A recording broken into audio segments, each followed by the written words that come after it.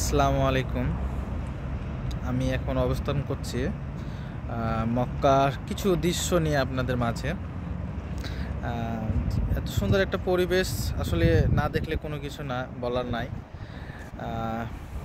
এটা মক্কার যে বিল্ডিং, যা এত সুন্দর, অনেক অনেক অনেক ভালো লাগছে।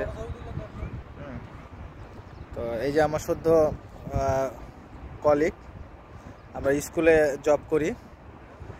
আর আমার সামনে যে দেখছেন এটা হলো স্কুল।